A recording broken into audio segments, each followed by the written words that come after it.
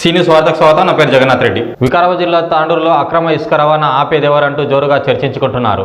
నిబంధనలకు విరుద్ధంగా అక్రమార్కులు ఇసుక అక్రమ రవాణా కొనసాగిస్తున్నారు. ప్రభుత్వ అభివృద్ధి పనుల పేరుతో అనుమతులు తీసుకుంటూ అక్రమార్కులు పక్కదారి పట్టిస్తున్నారు.